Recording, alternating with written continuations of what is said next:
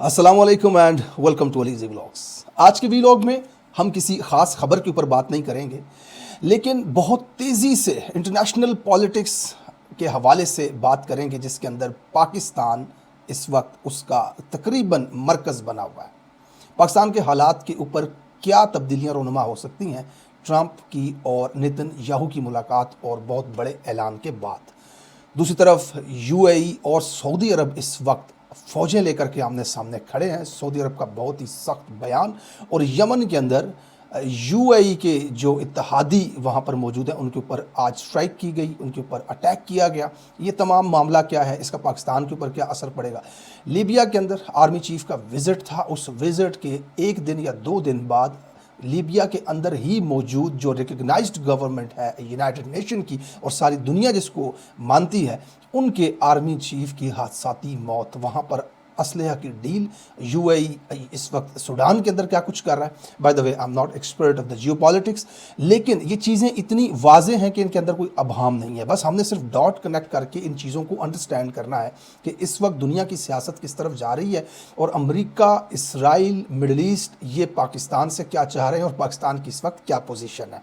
और इस सूरत हाल के अंदर स्पेशली इंटरनल माहौल अगर पाकिस्तान का देखा जाए तो पीटीआई, पाकिस्तान तहरीक इंसाफ, जो कि ज़ेर अताब थी, जो फाशिज़म का निशाना बन रही थी, उनको हमें नज़र आ रहा है कि कुछ ग्राउंड इस वक्त मिलता हुआ दिख रहा है। हमें मोबिलाइजेशन वहाँ पर हो रही है। सुहेल आफरीदी के हवाले से चीज़ें इस तरह की सामने आ रही हैं कि वो बिल्कुल फ्रंट फुट पर आकर के खेल रहे हैं। लाहौर के अंदर आने के बाद, पंजाब को मोबिलाइज़ करने के बाद, बहुत ज़बरदस्त किस्म की फुटेजेस स्ट्रीट मूवमेंट की देखने के बाद हम अगला ऐलान जो है उसका इंतज़ार कर रहे हैं कि वो कराची की तरफ जाएंगे। कराची के अंदर MQM, जो कि अल्ताफ़ हुसैन की जो रियल MQM है, उनके बयानात तहरीक इंसाफ के हवाले से और MQM के लोगों का तहरीक इंसाफ के साथ एक अनऑफिशियल बनता हुआ इत्तेहाद जो है उसे तोड़ने के लिए मुस्तफ़ा कमाल की लॉन्चिंग एंड ऑल, इस सारी सिचुएशन को हम आज के इस वीलॉग में डिस्कस करेंगे। ऐसा कोई स्क्रिप्ट तो नहीं है, कुछ चीज़ें मिस हो गई तो उसके लिए सॉरी। सबसे पहले हम बात करते हैं डोनाल्ड ट्रंप ने जो कल नेतन्याहू के साथ खड़े होकर के कहा कि 59 मुल्क ऐसे हैं जो हमास को ख़त्म करने के लिए तैयार हैं, वो मिडल ईस्ट से बाहर हैं। अब आपने ये समझना है कि हमास को ख़त्म करने के लिए ट्रंप को बाहर के ममालिक क्यों चाहिए हैं। अब इसराइल क्यों नहीं ये काम कर सकता, या अमेरिका दुनिया की सबसे बड़ी ताकत है, इतनी बड़ी फ़ौज, पैसा, ट्रिलियंस ऑफ डॉलर्स की इकॉनमी, तो उसको भी इन मुल्कों से क्यों फ़ौजें चाहिए हैं। अब इस चीज़ को आपने अंडरस्टैंड करना है। कुछ दिन पहले वज़ीर ख़ारजा जो हैं अमेरिका के, उनका एक बयान था और उन्होंने फिंगर से पॉइंट किया था एक सहाफ़ी को कि तुम सवाल पूछो। उसने सवाल पूछा था पाकिस्तान की फ़ौजों के हवाले से कि इसराइल के अंदर भेजी जाएंगी या नहीं। उस पर उन्होंने रिस्पॉन्स किया था कि पाकिस्तान हमें गुजारिश कर रहा है कि हमें इसके अंदर शामिल किया जाए, या कम से कम इसके ऊपर गौर किया जाए कि ये जो गज़ा स्टेबलाइजेशन फ़ोर्स है, जिसका मैंने अपने डिटेल वीलॉग के अंदर उसकी तफसीलात सारी बताई हैं कि किस तरह इस गज़ा स्टेबलाइजेशन फ़ोर्स जो है वो UN ने बनाई है, सिक्योरिटी काउंसिल ने, और उसके मुताबिक उसका काम जो है वहाँ पे दहशतगर्दी का खात्मा, रीबिल्डिंग है उसके अंदर, और किस तरह से हमास से असला लेना। और अब हमास ने उस फ़ौज से तो इनकार कर दिया कि भाई हम इसको नहीं मानते, और ना ही हमास जो है वो अपनी असले को छोड़ने के लिए तैयार है। अभी रिसेंटली उनके आज की खबर, अबू उबैदा जो उनके तर्जुमान थे वो शहीद हो गए, उनकी जगह नए आ गए। आप देख रहे हैं मुसलसल पिछले 2 साल से मुसलसल उनके जो कमांडर्स हैं, उनके जो सीनियर्स हैं, उनको शहीद किया जाता है, मुख्तलिफ ममालिक के अंदर उनको टारगेट किया जाता है, लेकिन नई स्ट्रेटजी हमास की तरफ से दोबारा आ जाती है। बहरहाल मैटर ये है कि सबसे पहले हमने ये समझना है कि जो दिफा होता है, जो फ़ौज होती है ना, ये पैसों से नहीं खरीदी जाती। ये एक प्रोसेस, डेकेड्स का प्रोसेस होता है, दहाइयों का, जिससे कोई भी फ़ौज जो है वो मजबूत फ़ौज, वो लड़ाकू फ़ौज बनती है, या फिर वो बाकी मुल्कों के पास बहुत ज़्यादा पैसे हैं। UAE को देख लें, बहुत सारे और ममालिक देख लें, बिलियंस ऑफ डॉलर्स इनके पास होते हैं, लेकिन दिफा अच्छा बनाना जो है वो एक प्रोसेस के ज़रिए ही हो सकता है। ऐसा नहीं है कि पैसों से कोई फ़ौज खड़ी कर दी। तो अब सबसे पहली बात तो ये है कि हमास को टनल्स के अंदर जो फ़लस्तीन के अंदर बने हुए हैं, जिस टनल के अंदर एक महफूज मकामात के ऊपर, आज तक आप देख लें कि इसराइल और फ़लस्तीन की इस जंग के अंदर इसराइल ने ज़मीनी कार्रवाई कहीं पर भी नहीं की। ज़मीन पर आकर के उन्होंने हमले नहीं किए, वो फ़िज़ा से कर रहे हैं, क्योंकि उनको ये लगता है कि हम जिस दिन नीचे उतरेंगे उस दिन हमास का हम गुरिल्ला फाइट के अंदर मुकाबला नहीं कर सकते। अब आप एग्जांपल ले लें वियतनाम और अमेरिका की जंगों का, तो उसके अंदर आप देखेंगे कि टनल्स के अंदर से गुरिल्ला वार लड़ी जाती थी और अमेरिका को स्टेप बैक करना पड़ा वहाँ से, कि क्योंकि गुरिल्ला वार अब अफगानिस्तान के अंदर देख लें, रिसेंट एग्जाम्पल आपके पास के पहाड़ों के अंदर जब टनल्स मौजूद हैं वहाँ पर, और वो एक इतना बड़ा सेफ प्लेस है हमास के लिए, तो अब उनको काउंटर करने के लिए ٹرمپ کو سب سے پہلے اسرائیل اور ٹرمپ کی یہ خواہش جو ہے، اس کے پیچھے ایک لاجک ہے کہ مسلمان ملکوں سے فوج لائی جائے وہاں پر. کم سے کم اس کا فائدہ یہ ہوگا کہ فلسطین کی جو عوام ہے وہ ان کے اندر ایگزسٹ کر پائیں گے کہ مسلمان ملکوں کی فوج جب وہاں پہ ہوگی تو فلسطینی عوام کے ساتھ، لوگوں کے ساتھ، پبلک کے ساتھ ڈائریکٹ کانفلکٹ نہیں ان کا ہوگا. اب گورے جا کر کے وہاں پہ کھڑے کر دیے جائیں تو اس کو تو ہر بندہ اسرائیلی فوجی ہی سمجھے گا. تو اس لیے یہ بہت ضروری ہے ان کے لیے کہ انہوں نے مسلمان ملکوں کی فوج کو وہاں پہ. اب ڈان نیوز کی خبر کے مطابق پاکستان اپنے کچھ ٹروپس وہاں پہ بھیج رہا ہے، انہوں نے تعداد ہی بتائی ہے، خیر اس کو کنفرم تو نہیں کیا لیکن اندازوں کے مطابق ڈان کی یہ خبر تھی. اب پاکستان اس سچویشن کے اندر کہاں کھڑا ہے کہ دیکھیں اس رجیم نے جو فائدے لیے امریکہ کی بیک سے کہ انہوں نے یہ فاشزم، بدماشی، سب کچھ کیا، آئین توڑا، ملک کے اندر تباہی بربادی کر کے رکھ دی، لیکن اس کے اوپر انٹرنیشنل آوازیں نہیں اٹھ رہی تھیں. ریزن اس کہ امریکہ کی سپورٹ تھی ان کے پاس. اس کے بدلے میں انہیں فائدے بھی ملے. جس کو ایکسٹینشن چاہیے تو اس کو ایکسٹینشن ملی، جس نے وزیر اعظم بننا تھا اس کو وزیر اعظم بنایا گیا. 17 سیٹوں کے ساتھ اس ملک کے اندر وزیر اعظم، یہ پاکستان کی 76 سالہ تاریخ کے اندر کبھی نہیں ہوا.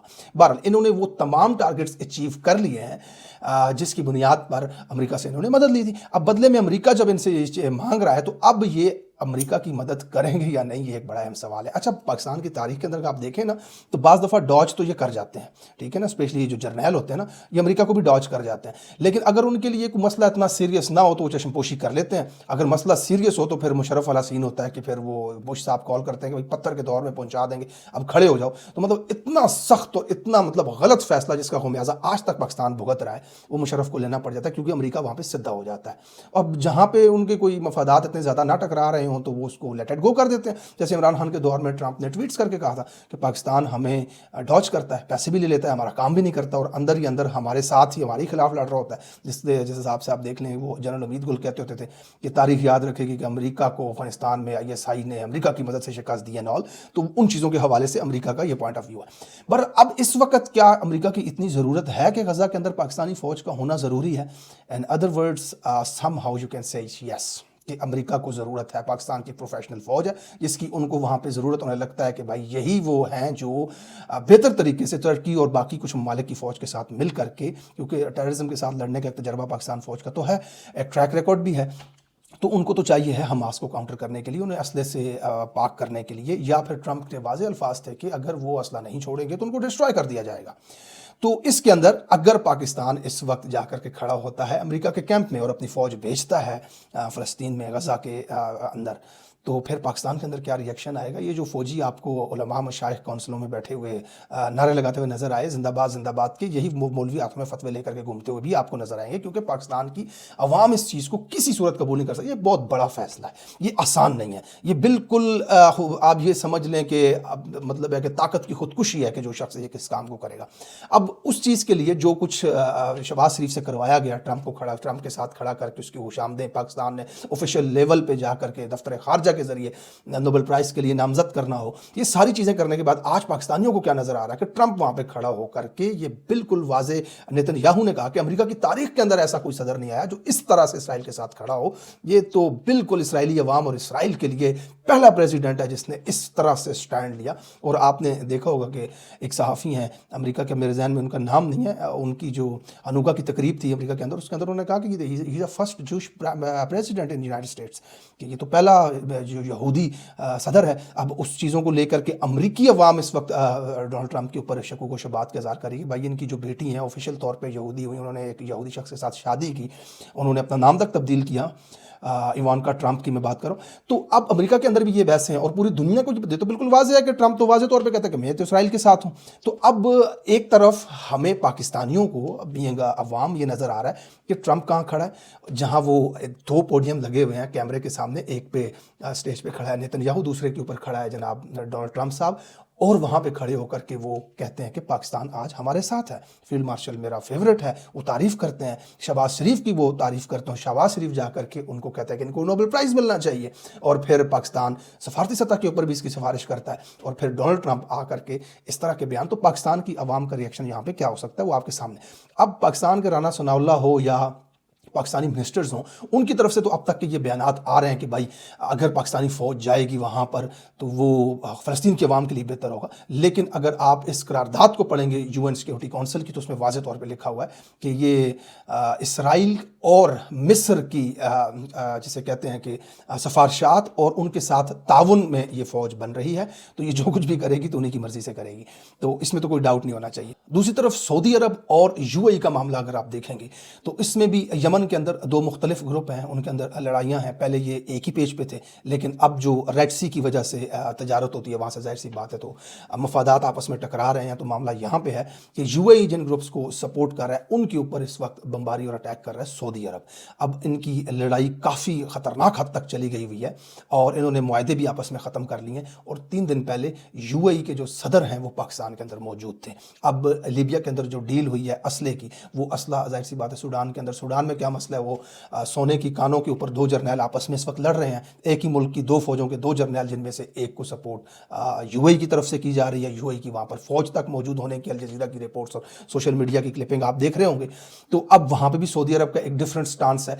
अब पाकिस्तान के अंदर यूएई ने जो कर्जा वापस लेना था वो कर्जा भी माफ़ करके इन सेंस ऑफ फौजी फर्टिलाइज़र जो है फौजी फाउंडेशन, उसके अंदर उन्होंने उसको एडजस्ट कर लिया कि चलो हमें इसके कोई शेयर दे दो, पैसे हमें ना दो। तो ये यूएई के साथ ताल्लुकात। दूसरी तरफ से सऊदी अरब का गुस्सा अपनी जगह पे। अब सऊदी अरब जब नाराज़ होता है तो पाकिस्तान की सियासत के अंदर बड़ी तब्दीलियाँ रुनुमा होती हैं। तो एक तरफ ये सिनेरियो है, दूसरी तरफ अमेरिका का और इसराइल का ये सिनेरियो और फ़ौज वहाँ पे तलब की जाए। अब समझना ये है, इस चीज़ को मैं आपको अंडरस्टैंड करवाना चाह रहा हूँ, वो ये है कि अगर पाकिस्तान का इस वक्त जो पावर स्ट्रक्चर वहाँ पर बैठा हुआ है वो अमेरिका के साथ खड़ा होता है तो क्या पाकिस्तान के अंदर पैदा होने वाली मुखालफत का सामना वो कर पाएगा? और अगर वो अमेरिका को डॉज देते हैं, जैसा कि माजी में अक्सर होता रहा है, तो क्या अमेरिका का रिएक्शन इसके ऊपर सीरियस हो सकता है? और क्या ये डॉज देने की पोजीशन में इस वक्त हैं? देखिए, ज़िया जैसी पोजीशन अगर हो, मार्शल भी मुल्क में हो, सदर भी आप हों, जीएचक्यू भी आपने संभाला हुआ हो, तो फिर तो आप सर्वाइव कर जाते हैं कुछ साल तक उनके खिलाफ खड़े होकर के भी। लेकिन ऐसी पोजीशन के अंदर कि जब अवाम आपसे इतनी बदतरीन नफरत कर रही है, अंदर मुल्क के अंदर तमाम हिरार्की के अंदर आपके खिलाफ इस तरह के सिम्टम्स पाए जाते हैं कि यार फस्तायत, जुल्म, जबर अवाम में मकबूलियत नहीं है, ज़बरदस्ती गैर कानूनी तरीके से जली आईनी तरमीमें कर करके एक जली हुकूमत के आसरे पे आप बैठे हुए, ये सारा मामला आपका, तो इसमें आप सर्वाइव कैसे करेंगे? तो इसलिए हमें ये चीज़ें बिल्कुल वाज़ेह होती नज़र आ रही हैं इस वक्त कि जो सुहेल वड़ाइच का बयान था शहबाज शरीफ के हवाले से कि उस आदमी को, मेरा ख्याल है कि नून लीग के अंदर भी बहुत सारे लोग ऐसे हैं जो ये चाह रहे हैं कि आपको जितना गंदा कर लिया गया है चाचू ट्रंप की मिन्नतें करवा करके, और अब ये जो फ़ौज भेजने का मामला है ये भी आपके सर डाला जा रहा है, तो उससे पहले अपनी सेफ्टी करें। बहरहाल फ़ौज अगर भेजी भी जाती है तो पाकिस्तान का मुझे नहीं लगता है कोई आदमी शहबाज शरीफ को कहेगा। लोग सारे इस चीज़ को मिलिट्री इस्टेब्लिशमेंट के ऊपर ही रख रहे हैं। सोशल मीडिया के जरिए हमें नज़र आ रहा है कि इस फैसले को भी मिलिट्री इस्टेब्लिशमेंट से ही जोड़ा जा रहा है कि ये फैसला भी वही कर रहे हैं। ये तो ज़ाहिर है अर्दली है 17 सीटों वाले, लेकिन एक चीज़ ध्यान में रखनी है, मेरा ख्याल है कि ये वन साइडेड तनकीद भी जो है ये भी फेयर नहीं है। ये हर जुर्म के अंदर शामिल हैं। ये रायवेंड महल जो है ये और ये जरदारी बिलावल हाउस जो है, इन्होंने हर जुर्म के अंदर अपना हिस्सा डाला है, चाहे फस्तायत हो, जुल्म हो, जबर हो, या फिर अमेरिका को नॉमिनेट करना हो डोनाल्ड ट्रंप को, इस सारी चीज़ों के अंदर ये शामिल हैं। ये अर्दली बने हैं, ये सर कर रहे हैं, सलूट कर रहे हैं, तो अपने ज़ाती मफादात के लिए कर रहे हैं, और ये हर जुर्म के अंदर बराबर के ये शरीक हैं। किसी ये अकेले का जुर्म नहीं है इस वक्त। ये इनफैक्ट ये तमाम ब्यूरोक्रेट्स भी पाकिस्तान के अंदर जो बैठे हुए हैं इस वक्त, उन्होंने भी अपना हिस्सा इस चीज़ के अंदर डाला हुआ है। बहरहाल एक तरफ ये सिनेरियो, दूसरी तरफ पाकिस्तान तहरीक इंसाफ के लिए जो चीज़ें, जो माहौल हमें बनता हुआ स्पेशली सुहेल अफरीदी की तरफ से नज़र आ रहा है। इमरान खान साहब की बहरहाल आज मुलाकात है, उनकी बहनें वहाँ पे गई हैं, नाके वगैरह तो वहाँ पे लगे हुए हैं, लेकिन चीज़ें कहीं पे भी तब्दील जब होती हैं ना, तो याद रखिए एक दिन में नहीं होती। ऐसा नहीं होता कि शाम को कोई ऐलान हो जाए और एकदम बड़ी तब्दीली आपको नज़र आए। स्लोली मूव होती हैं चीज़ें और आहिस्ता आहिस्ता फिर हालात इनके हाथ से निकल जाते हैं। हमेशा ऐसा ही हुआ है। ऐसा नहीं हुआ कि रात को फैसला हुआ और सुबह इम्प्लीमेंट हो गया। वो आहिस्ता आहिस्ता चीज़ों का मूव होना, और वो अभी तक हमें नज़र आ रहा है कि चीज़ें अब मूव हो रही हैं, और बाकायदा तौर पे इनके ये जो बैठे हुए अर्दली, इनके हाथ से चीज़ें, उसकी आप बड़ी निशानी ये देख लेना कि आर्मी चीफ की एक्सटेंशन का जब मामला था ना, तो वो लटक गया था। अब उसके लटकने के पीछे भी एक बड़ी कहानी है। वीलॉग काफ़ी लंबा हो गया मेरा ख्याल है। अगले वीलॉग में कभी कभी मैं इस तरह के वीलॉग करता होता हूँ कि जिसमें कोई खबर वगैरह नहीं होती, बस आकर के एनालिसिस होता है, और उसमें मैं इन्फॉर्मेशन जो मेरे डॉट कनेक्ट्स होते हैं ओवरऑल जो एक बड़े कैनवस के अंदर चीज़ें नज़र आती हैं, उनको एक्सप्लेन करने की कोशिश करता हूँ। आप कमेंट सेक्शन में ख्यालात का اظہار ضرور کیا کریں اور لکھ دیا کریں. میرے ویلاگ کے حوالے سے مجھے کمنٹس آتے ہیں, اس سے ریویو ہوتا ہے نا, پبلک ریویو ہوتا ہے, تو اس سے امپروو کرتے ہیں ہم چیزوں کو کہ بھائی میں کس ٹاپک کے اوپر آپ زیادہ سننا چاہتے ہیں, کس طرح کی خبریں جو ہیں وہ آپ کے لیے انٹرسٹ کی وجہ بنتی ہیں. اس چینل کو آپ نے سبسکرائب کیا ہے تو اس کی کیا ریزن ہے, تو آپ کمنٹ سیکشن کے اندر خیالات کا اظہار ضرور کیا کریں. میں کمنٹ سارے آپ کے پڑھتا ہوں, یہ میرا اور آپ کا کمیونیکیشن کا ایک ذریعہ ہوتا ہے کمنٹ سیکشن, تو اس میں ضرور آپ کچھ نہ کچھ بات جو ہے آپ کی وہ آپ کر سکتے ہیں. ویڈیو کو لائک ضرور کریں, چینل کو بھی سبسکرائب کر لیں. انشاءاللہ اگلے ویلاگ میں ڈیلی اپڈیٹس دوبارہ سے آپ کے ساتھ شامل کروں گا. اپنا بہت سارا خیال رکھیے گا, تب تک اللہ حافظ.